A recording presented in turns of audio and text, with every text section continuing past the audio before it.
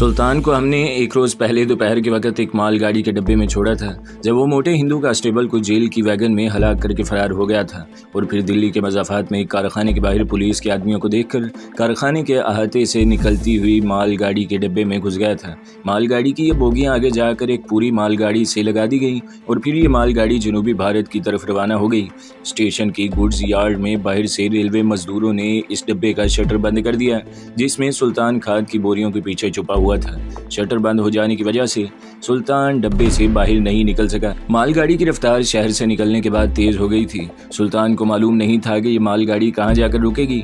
इतना ही से जरूर इल्म था कि मालगाड़ी हर स्टेशन पर नहीं रुका करती, इनके बड़े लंबे लंबे स्टॉप होते हैं। चुनाचा वही हो रहा था। कोई बड़ा स्टेशन आता तो मालगाड़ी को आम प्लेटफॉर्मों से हटकर किसी दूसरी लाइन पर डाल दिया जाता, जहाँ से वो धड़धड़ाती सीटियां बजाती गुजर जाती। लोहे के बंद शटर में एक लंबी झुरी सी बनी हुई थी।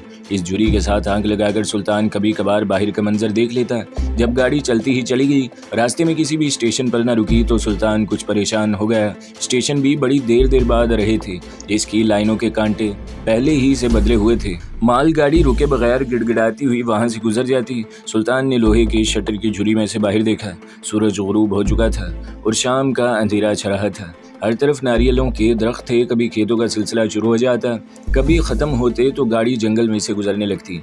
इस दौरान कई दरिया भी गुजर गए। डब्बे की दीवारें लोहे की थी, जो दोपहर के बाद तपती रही थी। अगरचे सूरज गुरूब हो गया था, मगर डब्बे में गर्मी थी।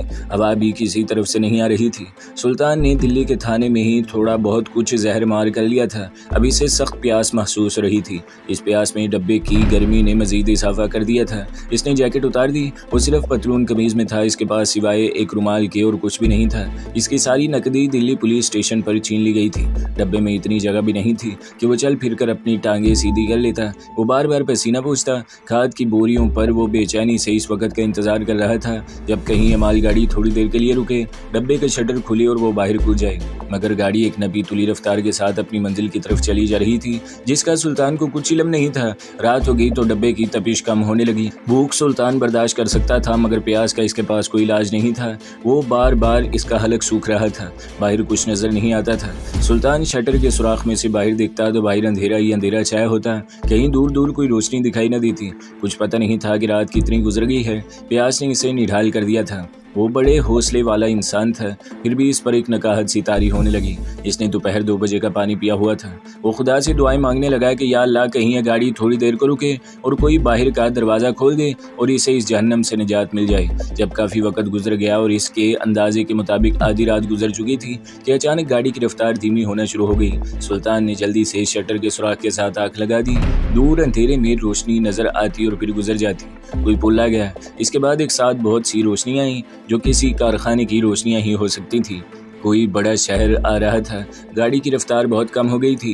गाड़ी रेल की पटरियों को क्रॉस कर रही थी, जिससे ये डब्बा हिल भी रहा था और आवाज़ भी पैदा हो रही थी। सुल्तान खुदा का शुक्र अदा करने लगा कि कोई स्टेशन तो आया। इसने तय कर रखा था कि वो यहाँ उतरने की पूरी कोशिश करेगा। अगर डब्बे का शटर ना भी खुला तो वो बाहर निकलने की कोई दूसरी तरकीब सोचेगा। चलती गाड़ी में वो कुछ नहीं कर सकता था। गाड़ी की रफ्तार अब इतनी कम हो गई थी कि लगता था वो किसी भी वक्त खड़ी हो सकती है। सुल्तान ने सुराख में से बाहर देखा। ये किसी बड़े स्टेशन का रेलवे यार्ड था, जहां रोशनियां हो रही थी। गाड़ी रेलवे यार्ड में से गुजर रही थी। आखिर मालगाड़ी एक हल्के से धचके के साथ रुक गई। सुल्तान बोरियों की यार्ड में हो गया। बाहर से आदमियों की आवाज़ें सुनाई देने लगी। वो एक दूसरे को आवाज़ें दे रहे थे। इसे डब्बों के खुलने की आवाज़ें आने लगी। 2 आदमी तेज तेज बातें करते सुल्तान वाले डब्बे के पास भी आ गए। वो किसी ऐसी जुबान में गुफ्तगू कर रहे थे जो सुल्तान के लिए बिल्कुल अजनबी थी। फिर बाहर से किसी ने कुंडी का अरल निकालकर शटर गिरा दिया।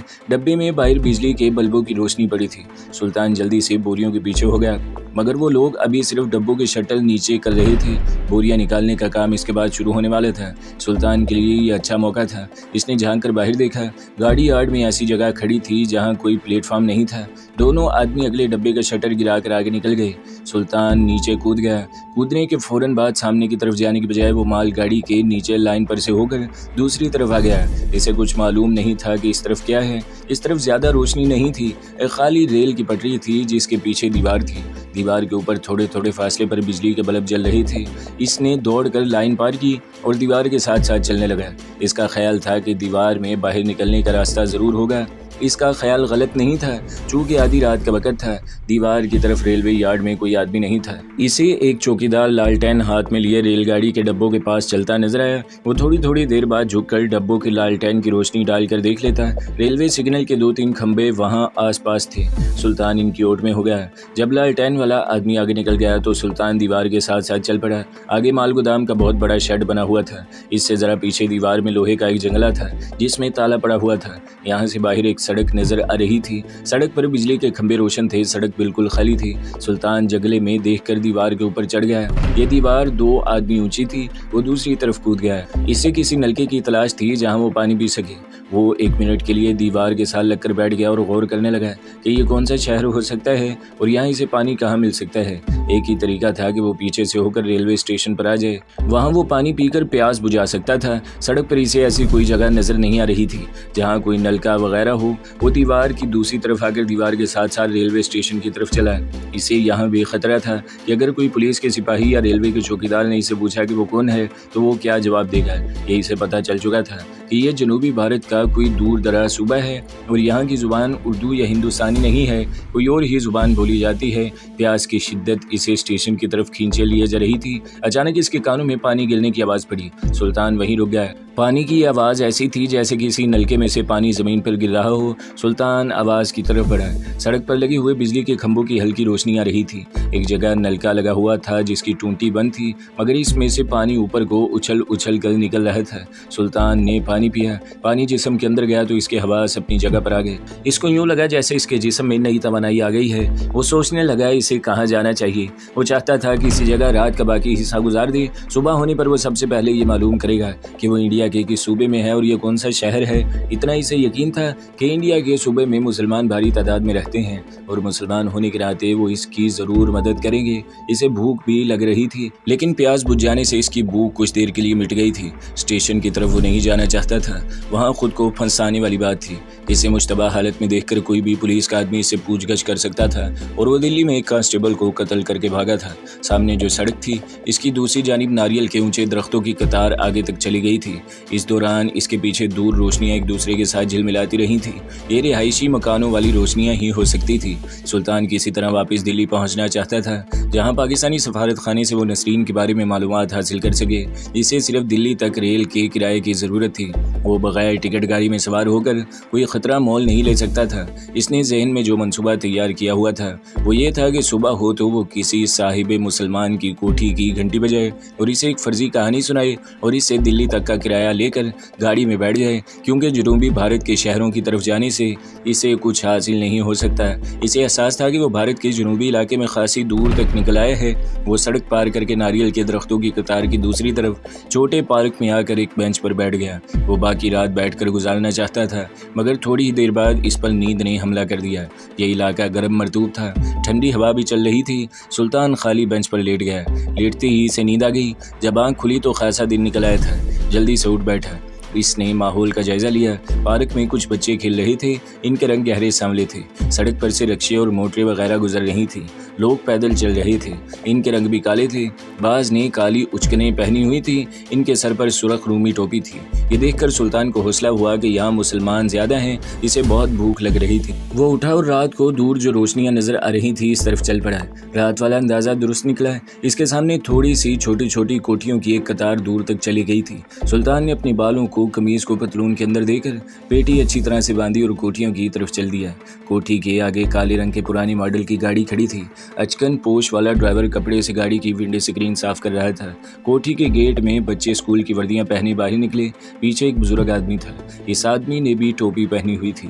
इसने खुद बच्चों को गाड़ी में बिठाया और ड्राइवर को हिदायत की कि गाड़ी तेज न चलाए। सुल्तान एक दरख्त की ओट में था। सुल्तान बड़ा खुश हुआ कि ये उर्दू जुबान में बात कर रहा था और जाहिर है कि मुसलमान था। जब गाड़ी बच्चों को लेकर चली गई और बुजुर्ग भी वापस कोठी के अंदर चला गया तो सुल्तान गेट के पास आ गया। तख्ती पर फख्र से नवाब काजिम अली का नाम लिखा हुआ था। सुल्तान ने अल्लाह का नाम लेकर घंटी का बटन दबा दिया। चंद देर बाद अंदर से एक नौकर आया। इसने सुल्तान को ऊपर से नीचे तक गौर से देखा। पूछा कि इससे मिलना है। सुल्तान ने कहा नवाब साहिब से मिलना है। नौकर ने सुल्तान का नाम पूछा तो इसने कहा इन्हें कहिए कि दिल्ली से इनके एक अजीज मिलने आए हैं। अंदर जाकर इतला की तो नवाब साहब खुद बाहर तशरीफ ले आए। ये वही बुजुर्ग थे जो थोड़ी देर पहले बच्चों को स्कूल रवाना किया था। सुल्तान ने खुद ही आगे बढ़कर सलाम कहा और हाथ मिलाया।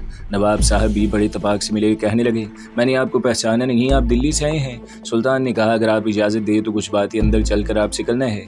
नवाब साहब का रंग अगर गहरा सांवला था मगर चेहरे से ख़ानदानी वक़ार झलक रहा था। बड़े सलीके से तराशी गई दाढ़ी मूंछे जिसमें सफ़ेद बालों की कसरत थी। तशरीफ़ लाइए, ये कहकर वो सुल्तान को ड्राइंग रूम में ले गए, जो बड़ी ज़ौक़ी और दीनी जज्बे से सजा हुआ था। दीवार पर कालीन का टुकड़ा जो गट्ठे में जुड़ा हुआ था, एक जानिब मदीना मुनव्वरा और दूसरी जानिब खाना काबा की तस्वीर थी। सोफ़े बड़े बड़े थे, छत का पंखा चल रहा था। सुल्तान सोफ़े पर बैठ गए। नवाब साहब ने मुलाजिम से चाय लाने को कहा और सुल्तान के बिलमुकाबिल सोफ़े पर तशरीफ़ रखते हुए सुल्तान से पूछा, फरमाइए मैं आपकी क्या खिदमत कर सकता हूँ। सुल्तान बड़े खस्ता हुलिये में था, 2 दिन से दाढ़ी बड़ी हुई थी, लिबास भी पुराना था। नवाब साहब बड़ी गहरी निगाह से इसे घूर रहे थे। सुल्तान ने अपनी आवाज़ में अफसुर्दगी पैदा करने की कोशिश करते हुए कहा, नवाब साहब मैं एक इज़्ज़तदार मुसलमान हूँ, दिल्ली से कारोबारी सिलसिले में यहाँ आया था कि किसी ने बटुआ निकाल लिया, ब्रीफ केस भी उड़ा लिया। कल से शहर में दर बदर फिर रहा हूँ, किसी के आगे हाथ फैलाने की हिम्मत नहीं पड़ रही, अब मजबूर हो गया हूँ। मेरी मदद फरमाइए, मुझे सिर्फ दिल्ली तक रेल का किराया चाहिए और कुछ नहीं। नवाब साहब मुस्कुराए, कहने लगे, मियाँ तुम्हारी ज़ुबान और लबो लहजा दिल्ली वालों का नहीं है, मैं सच्ची बात मुंह पर कह रहा हूँ। मेरा तजुर्बा कहता है कि तुम पाकिस्तान से आए हो। सुल्तान को बिल्कुल तवक्का नहीं थी कि ये बुजुर्ग इसे इतनी जल्दी पहचान लेंगे। इसने सोचा ये दीनदार नेक दिल मुसलमान है, इनको सब कुछ सच बयान कर देना चाहिए। सुल्तान ने कहा, मैं अब झूठ नहीं बोलूँगा नवाब साहब, लेकिन आप अगर वादा करें कि ये अपने तक रखेंगे तो मैं असल हकीकत बयान कर देता हूँ। मुलाजिम ठंडे शरबत का जग ले आया। नवाब साहब ने सुल्तान को आंख से इशारा किया कि मुलाजिम के सामने कोई बात न करे। मुलाजिम जग और गिलास रख कर चला गया। नवाब साहब ने सुल्तान के गिलास में शरबत डालते हुए आहिस्ता से कहा, बेटा पाकिस्तान पर तो हमारी जान भी कुर्बान है, बेधड़क होकर बताओ कि तुम पाकिस्तान से किस तरह पहुँचे और क्यों आए। मैं तुम्हें यकीन दिलाता हूँ कि तुम्हारा राज मेरे सीने में ही रहेगा। सुल्तान ने ठंडे शरबत के 2 घूंट पिए, कहने लगा, असल बात यह है नवाब साहब कि मेरा ताल्लुक लाहौर शहर से है, हमारा घर बॉर्डर पर है। मेरे वालिद साहब की स्मगलरों से दुश्मनी चली आ रही थी। एक रात इन हिंदू सिख स्मगलरों ने मेरी अदम मौजूदगी में हमारे घर पर हमला कर दिया। मेरे वालिद साहब शहीद हो गए। स्मगलर मेरी मंगेतर जो कि कराची से आई हुई थी अगवा करके बॉर्डर पार ले गए। मैं अपनी मंगेतर की तलाश में यहाँ बॉर्डर क्रॉस करके इंडिया में दाखिल हुआ हूँ और कई रोज से मारा फिर रहा हूँ। पता चला था कि मेरी मंगेतर दिल्ली के पाकिस्तानी सफारत खाने को जाती देखी गई है। मैं अपने सफारत खाने की तरफ गया तो दिल्ली पुलिस एकदम मुझे काबू करके थाने लगी। मुझ पर पाकिस्तानी जासूस होने का इल्ज़ाम लगाकर बेपनाह तशद्दुद किया गया। एक रात पहले मैं किसी तरह थाने से फरार होने में कामयाब हो गया। पुलिस मेरे पीछे थी, मैं एक माल गाड़ी में चढ़कर छुप गया। आगे सारा किस्सा सुल्तान ने नवाब साहब को सुना दिया, मगर इसने ये ना बताया कि वो दिल्ली में कांस्टेबल को कत्ल करके आया है। नवाब साहब बड़ी तवज्जो से सुल्तान की दास्तान सुनते रहे। सुल्तान ने सारी हिकायत बयान कर डाली तो वो कुछ फिक्रमंद से होकर कहने लगे, तुम्हारी बातों पर मुझे यकीन है। पहले मैं तुम्हें ये बताना ज़रूरी समझता हूँ कि जहाँ तुम आ गए हो ये सूबा आंध्र प्रदेश का छोटा सा शहर नंदगाम है, जो हैदराबाद शहर के करीब वाक़ है। यानी तुम भारत के सूबा आंध्र प्रदेश में हो, जिसका रियासत हैदराबाद दक्कन नाम है और जो इंडिया में सबसे पहली मुस्लिम रियासत थी। मैं सिकंदराबाद का रिटायर्ड डीएसपी हूँ। मेरा बेटा यहाँ पुलिस में इंस्पेक्टर है, मैं इसके साथ यहाँ रहता हूँ। अब मैं तुम्हें वो बात बताता हूँ जिसके बारे में मैं फ़िक्रमंद हो गया था। सुल्तान हमतन गोश होकर नवाब साहब की बातें सुन रहा था। वो हैरान भी थे। नवाब साहब ऐसी कौन सी बात इससे करने वाले थे। नवाब साहब बोले, ये तकरीबन 1 महीना पहले की बात है कि मेरे बेटे ने मुझे कहा था कि हमें किसी ने इतला दी है कि दिल्ली के 3 हिंदू बदमाश एक मुसलमान औरत को अपने साथ लेकर यहाँ से गुजरे हैं और वो इस औरत को रामेश्वरम के किसी मंदिर में बतौर देवदासी फरोख्त करने जा रहे हैं। जब मैंने अपने बेटे से पूछा कि वो बदनसीब औरत बॉर्डर से अगवा की हुई कोई पाकिस्तानी तो नहीं है, तो इसके जवाब में मेरे बेटे ने कहा कि यकीन से कुछ नहीं कहा जाता। कोई कहता है औरत पाकिस्तानी स्मगलर है, कोई कहता है कि कश्मीर की कोई मुजाहिद खातून है जो भारतीय जुल्म सितम के खिलाफ आज़ादी की जंग लड़ रही थी। डोगरा फौजियों ने इसे पकड़ लिया और हिंदू बदमाशों के हाथ फरोख्त कर दिया। सुल्तान के चेहरे पर परेशानी के असरात उभरते देखकर नवाब साहब ने इसे तसल्ली देते हुए कहा, तुम्हें परेशान होने की ज़रूरत नहीं बेटा, हो सकता है ये औरत कोई और हो, तुम्हारी मंगेतर ना हो। मेरा बेटा दफ्तर गया हुआ है, दोपहर के बाद आएगा तो इससे सारी तफसील मालूम कर लेंगे। मैं तुम्हारे लिए नाश्ता मंगवाता हूँ, इसके बाद तुम थोड़ी देर आराम करना, तुम सारी रात के जागे हुए हो। नवाब साहब ने मुलाजिम को आवाज़ देकर बुलाया और नाश्ता लाने को कहा। मुलाजिम चला गया तो नवाब साहब सर्द आह भरकर बोले, दक्कन की इस इस्लामी रियासत में कभी हर तरफ इस्लाम की रोशनी और जाहो जलाल हुआ करता था। अब वो सारी बातें ख्वाब हो गई हैं। भारतीय फौज ने ज़बरदस्ती इस पर कब्जा करके इसे भारत में जम कर लिया है। उंदरस की तरह हैदराबाद का बाग भी वीरान हो गया है। अब हर मुसलमान सिर्फ अपने सीने में इस्लाम की शमा जलाए हुए है। वो बात ख़त्म हो गई है। इर्द गिर्द के शहरों से हिंदू कसरत से आकर यहाँ आबाद हो गए हैं।